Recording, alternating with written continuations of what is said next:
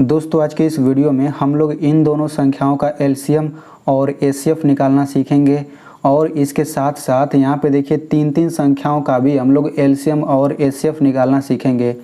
तो अगर आप लोग इन दोनों क्वेश्चन को समझ लेते हैं तो फिर अगर आपको कोई भी दो संख्या या फिर कोई भी तीन संख्या दे देगा तो आप लोग उनका एलसीएम और एचसीएफ बहुत ही आसानी से निकाल सकते हैं। तो मैं यहाँ पे बताना चाहता हूँ कि एलसीएम और एचसीएफ निकालने के लिए दो विधि होता है। पहला गुणनखंड विधि, यानी कि हम लोग गुणनखंड विधि से एलसीएम और एचसीएफ निकालते हैं, और दूसरा विधि होता है भाग विधि। हम लोग भाग विधि से भी एलसीएम और एचसीएफ निकालते हैं।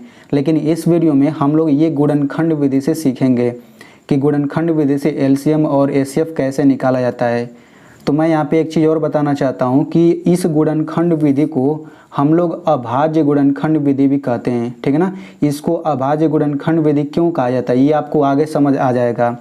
तो चलिए सबसे पहले हम ये समझ लेते हैं कि एलसीएम क्या होता है और एचसीएफ क्या होता है। तो देखिए मैं आपको बताना चाहता हूँ कि एलसीएम का फुल फॉर्म होता है लोवेस्ट कॉमन मल्टीपल, ठीक है। अब एलसीएम को हिंदी में क्या कहा जाता है, लॉसा, और लॉसा का फुल फॉर्म होता है लघुत्तम समापवर्त्य।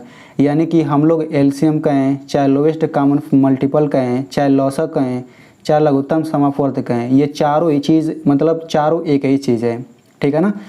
और यहाँ पे देखिए एचसीएफ क्या होता है, तो इसका फुल फॉर्म होता है हाईएस्ट कॉमन फैक्टर।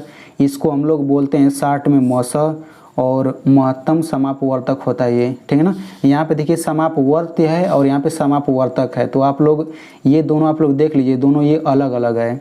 तो चलिए सबसे पहले हम लोग इस पहले वाले क्वेश्चन को हल करते हैं। तो यहाँ पे देखिए 60 और 126 का हमें एलसीएम और एचसीएफ निकालना है, वो भी अभाज्य गुणनखंड विधि से, ठीक है ना।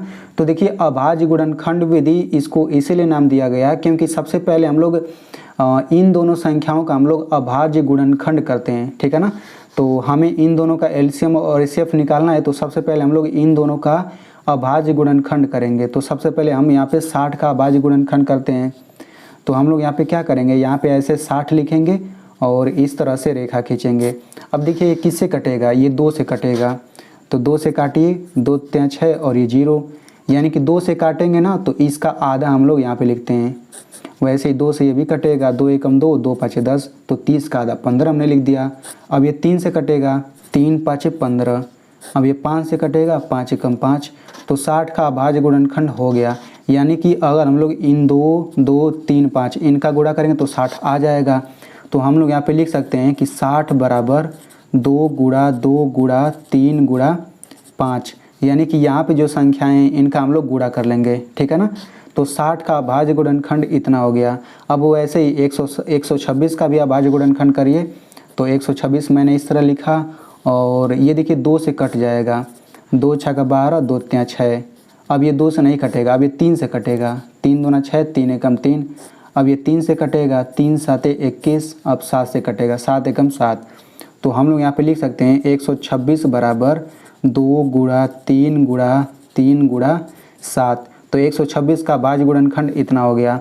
अब देखिए अगर आपको अभाज्य गुणनखंड करना नहीं आता है किसी भी संख्या का, तो उसके लिए भी मैंने एक वीडियो बनाया है, तो उसका लिंक मैं यहाँ पे दे दूंगा। अगर आपको ये करना नहीं आ रहा है तो आप लोग इसको देखेंगे तो आपको अच्छे से समझ आ जाएगा।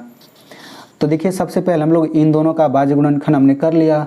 अब हम लोग निकालते हैं सबसे पहले एचसीएफ, ठीक है ना। तो देखिए इसमें बस अभाज्य गुणनखंड करना अगर आपको आता है तो एचसीएफ और एलसीएम निकालना बहुत ही आसान है। अब देखिए एचसीएफ क्या होता है, जो इन दोनों में दिखेगा उनका हम लोग गुणा कर देंगे, वही एचसीएफ हो जाएगा। जैसे देखिए 2 इसमें भी है, 2 इसमें भी है, तो इसको हम लोग इस तरह से कर लेते हैं। अब देखिए क्या है, 3 इसमें भी है और 3 इसमें भी है, ठीक है। अब देखिए इन दोनों में कोई सेम नहीं है, केवल 2 था इन दोनों में और 3 था, तो हम लोग 2 लिखेंगे और ये 3, इनका गुणा कर लेंगे, कितना आ जाएगा 6। यानी कि 60 और 126 का एचसीएफ कितना आ गया 6। तो ये आपका देखिए एचसीएफ आ गया। यानी कि जो इन दोनों में होगा उनका गुणा करेंगे वही एचसीएफ निकल जाएगा। अब एलसीएम क्या होता है, तो यहाँ पे हम लिख लेते हैं एलसीएम। तो इसको ध्यान से समझिएगा, जो इन दोनों में होता है उसको तो हम लोग लिखेंगे ही लिखेंगे, यानी कि ये जो एचसीएफ वाला होता है इसको हम लोग ऐसे लिख लेंगे सिंपल तरीके से समझ लीजिए, जो इन दोनों में होगा उसको हम लोग लिख करके गुणा कर लेंगे। उसके बाद जो ये संख्याएं बच गई हैं इनका भी हम लोग गुणा कर लेंगे। तो 2 यहाँ पे लिखिए, फिर ये 5 लिखिए, फिर ये 3 लिखिए और ये 7। मतलब कि एलसीएम में कुछ भी छूटना नहीं चाहिए, कोई भी संख्या नहीं छूटेगा। अब इन सब का गुणा कर लीजिए। तो देखिए इन सब का गुणा करेंगे तो ये आपका आ जाएगा 504, यानी कि इन दोनों संख्याओं का एलसीएम जो होगा 504 होगा। ठीक है ना। तो देखिए कितना आसान है। सबसे पहले हमने क्या किया, एचसीएफ क्या होता है, हम लोग जो दोनों में होता है उनका गुणा कर लेंगे, वही एचसीएफ हो जाता है। एलसीएम क्या होता है, जो दोनों में होता है उसको तो हम लोग लिखेंगे ही लिखेंगे, बाकी जो छोटा अंक है, जो छोटा संख्या है उसको भी लिख लेंगे और सभी का गुणा कर लेंगे तो एलसीएम आ जाएगा। तो चलिए हम लोग अब क्या करते हैं, अब इन तीनों संख्याओं का एलसीएम और एचसीएफ निकालते हैं। तो बिल्कुल उसी तरीके से हम लोग इसका भी निकालेंगे। सबसे पहले 36 का भाज्य गुणनखंड करिए, तो यहाँ पे 36 लिख लीजिए और इस तरीके से करिए। 2 एकम 2, 2 आठे 16। 36 का आधा 18 होता है, 2 9 18, 3 त्रिका 9 और 3 एकम 3। तो हम लोग यहाँ पे लिख सकते हैं 36 बराबर 2 गुणा 2 गुणा 3 गुणा 3। वैसे ही 60 का हम लोग कर लेते हैं भाज्य गुणनखंड। तो यहाँ पे देखिए मैंने 60 का भाज्य गुणनखंड किया है पहले से ही, तो इसका करने की ज़रूरत है नहीं। हम लोग यहाँ पे लिख लेंगे 60 बराबर, हमने 60 बराबर क्या लिखा था, 2 गुणा 2 गुणा 3 गुणा 5। तो लिख लेते हैं इसी को। तो ये हो जाएगा 2 गुणा 2 गुणा 3 गुणा 5। ठीक है। अब यहाँ पे 24 का भाज्य गुणनखंड कर लेते हैं। तो ये हो जाएगा 24, 2 से कटेगा, 2 एकम 2, 2 दूना 4, 2 छक्का 12, 2 तिया 6। अब ये 3 से कटेगा, 3 एकम 3, यानी कि लिख सकते हैं 24 बराबर 2 गुणा 2 गुणा 2 गुणा 3। ठीक है। तो सबसे पहले क्या निकालेंगे, एचसीएफ निकालेंगे। तो यहाँ पे देखिए ये 3 संख्या है, तो अब हम लोग क्या करेंगे, इन तीनों में जो होगा उनका गुणा करेंगे, वही एचसीएफ हो जाएगा। ठीक है ना। तो इन तीनों में देखिए क्या क्या दिख रहा है, देखिए इन तीनों में 2 है, यहाँ पर भी 2 है इन तीनों में। अब देखिए 3 भी इन तीनों में है, 3 भी इन तीनों में है, देखिए इस तरह से। तो यहाँ पे क्या करेंगे, 2 तीनों में है, फिर 2 तीनों में है और ये 3 तीनों में है। तो इनका गुणा करेंगे, 3 दूना 6 और 6 दूना 12, यानी कि इन तीनों संख्याओं का एचसीएफ जो हो गया वो 12 हो गया। ठीक है। अब एलसीएम निकाल लेते हैं।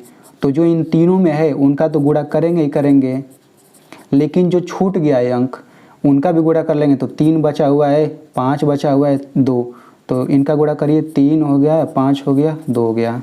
यानी कि सिंपल तरीके से बस आप इतना समझिए कि जब एलसीएम निकालते हैं तो कोई भी संख्या बचता नहीं है, कोई भी संख्या छूटेगा नहीं। अब इन सब का गुणा कर लीजिए। तो देखिए इन सब का गुणा करेंगे तो ये आ जाएगा 360, यानी कि इन तीनों संख्याओं का एलसीएम जो हो गया ये हो गया 360। तो इस तरीके से हमने 2 संख्याओं और 3 संख्याओं का एलसीएम और एचसीएफ निकालना सीख लिया बहुत ही आसानी से। अब मैं आपको एक सवाल दे देता हूँ, आप लोग उसको हल करिएगा। तो यहाँ पे 2 संख्या है, पहली संख्या है 18 और दूसरी संख्या है 45। तो आप लोग इन दोनों संख्याओं का एलसीएम और एचसीएफ निकाल करके कमेंट में ज़रूर बताइएगा। और आपसे एक रिक्वेस्ट करूँगा कि आप लोग इस वीडियो को एक लाइक कर दीजिए और इसे अपने दोस्तों के साथ ज़रूर शेयर करिए, क्योंकि उन्हें भी ये अच्छे से समझ आ जाएगा।